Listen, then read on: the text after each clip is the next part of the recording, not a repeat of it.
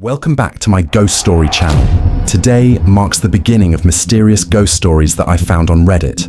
Without further ado, let's start the story. Story 1. I have a rule about the baby monitor. I never look at the video feed unless I hear a sound first. Looking for no reason is how you start seeing things that aren't there. You see shapes in the static or a trick of the light on the crib rails, and your heart does a frantic little dance for nothing. But tonight, the monitor didn't make a sound. It just turned itself on. The screen glowed on my nightstand, a grainy grey window into the nursery. My daughter Maya was a still lump under her yellow blanket. She is 4 months old and she sleeps like the dead. I watched the rise and fall of her chest. I waited for the audio to hiss with her soft breathing. It stayed silent. Then I saw the hand. It wasn't reaching for her. It was resting on the edge of the crib, just a few inches from her head. Long, pale fingers with knuckles that looked like polished stones. They didn't move. They just stayed there, anchored to the wood. My blood turned to slush. I didn't scream. You don't scream when you are that kind of cold. I didn't check the hallway. I didn't grab a weapon. I ran. My bare feet made a wet, slapping sound on the hardwood that felt loud enough to wake the neighborhood. I burst into her room, ready to tear whatever it was away from her. The room was empty. Maya was asleep. The air was heavy with the smell of lavender detergent and old milk. I checked behind the door. I checked the closet. Nothing. I stood over the crib, my hand hovering where the other hand had been. The wood was cold, normal. I looked at the monitor sitting on the changing table, the one broadcasting back to my bedroom. The little green light was on. I walked back to my room, my legs shaking so hard I had to lean against the wall. I sat on the edge of my bed and looked at the parent unit again. The hand was still there. It was still on the crib rail. I looked at the screen, then looked through my open bedroom door down the hall toward the nursery. I could see her crib from here. It was empty of intruders. But on the screen, those grey fingers began to draw. A slow, rhythmic tapping. Thump, thump, thump. The audio finally kicked in. The sound wasn't coming from the monitor on my nightstand. It was coming from the nursery. It was a voice, my own voice. It was soft. A low lullaby I sing when she's teething. I looked at the monitor screen. The hand moved. It reached down and pulled the yellow blanket back. It wasn't a monster. A woman leaned into the frame. She had my hair. She had my face. She picked up Maya and cradled her, whispering into her ear. I stood up to run back there, but I stopped. I looked at my own hands. They were trembling. I looked at the monitor one more time. The woman with my face looked directly into the camera. She didn't smile. She just put a finger to her lips, telling me to be quiet. Then I heard the front door open downstairs. "Honey, I'm home," my husband called out. "Sorry, I'm late. Did the baby stay down for you?" I tried to answer, but my throat was a desert. I heard his heavy footsteps on the stairs. He walked past my bedroom door without looking in. He didn't even glance at me sitting there on the bed. He walked straight into the nursery. "Hey, sweetie," he whispered. I heard the sound of him kissing someone's cheek. "You look exhausted. Put her down and go get some sleep. I've got her." I watched the monitor. I watched him take the baby from the woman who looked like me.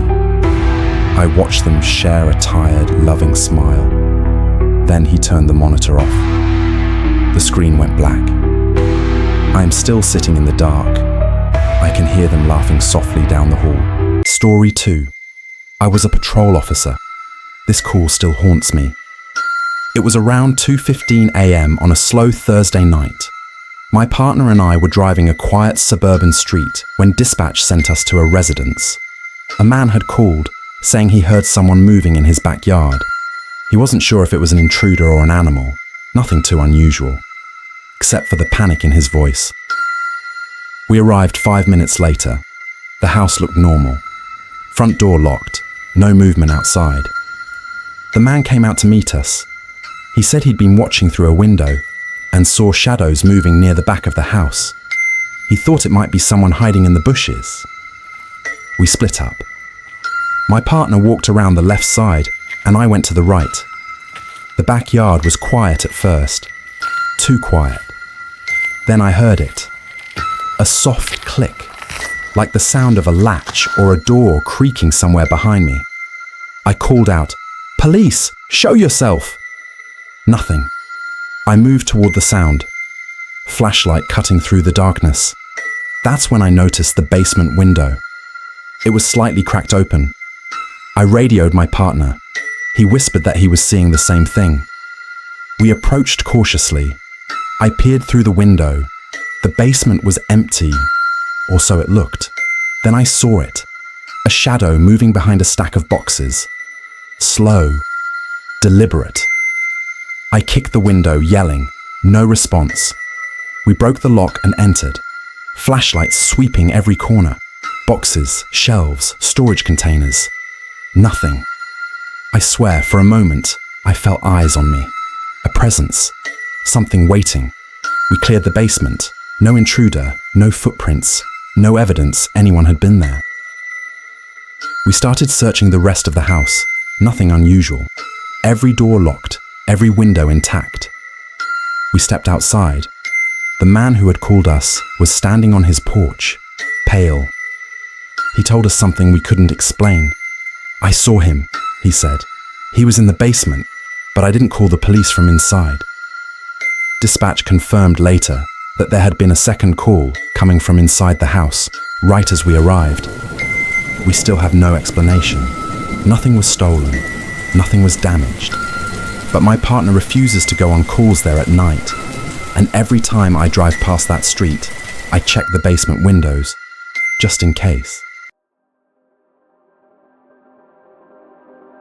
Story 3. I'm posting this to a few subreddits because I just need to know if I'm crazy. So read through, give me advice, or simply your honest opinion. It would be appreciated. To start, I want to say I'm glad you're reading this, and I have someone to write this to. Sorry about how long it is. I've told many people these stories. Some believe me and some don't. I'll see where your opinions lie if you read this. Where I live now, before I had moved here, I always had weird experiences of feeling watched or feeling uncomfortable alone.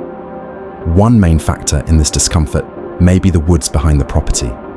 It's a fairly large farm on an old road lined by other farm or smaller farmhouse properties. Not only has any that has gone into the woods felt watched whether you're alone or not, it always feels like there's something in the tree line, waiting, watching, and I'm not the only one who feels this way. Then one day, as I was outside doing something in the arena, I heard what sounded like a scream from a man, but almost unhuman. It echoed, and all the birds in the woods flew up. I immediately went back inside and locked my doors. Now to touch on the history of this property very quickly. The current house was built in the 60s, but there was another house on the property before that the builder of the current house has passed on since. Not only that, but the property is built on a Civil War battleground, or more likely a Confederate base camp that was part of a battle. Now, to add my 2 cents on what may haunt my house is as follows. I believe that this house is not only haunted by possibly the original owner, but perhaps Civil War soldiers, and maybe something else that's not even human. I'm going to sort of split of because I believe there's different spirits in different areas. Me and my brother's rooms, I believe, are haunted by soldiers because I have heard not only footsteps, but I've had decor fly off the walls of my room or things fall or move that I didn't touch.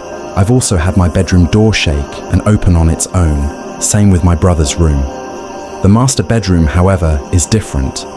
I've seen a man in a bowler hat, maybe standing above 6 feet, not entirely sure, peek out from the bedroom, but I've also seen things in there on passing by the room. Is it truly something there, or my human instincts to find something before it finds me in the dark? I'm not sure, but I am sure that I've seen things in that room and heard things as well. It gets worse if I talk about it. So I imagine I'll have a hard time sleeping tonight, as I'm sure whoever's here is watching. They always are. Now, am I certain this house is haunted? Almost positively, but I might be crazy. And as a reminder, you're always being watched whether you like it or not. Someone or something is there, watching, perhaps even waiting. Like and subscribe for the next videos.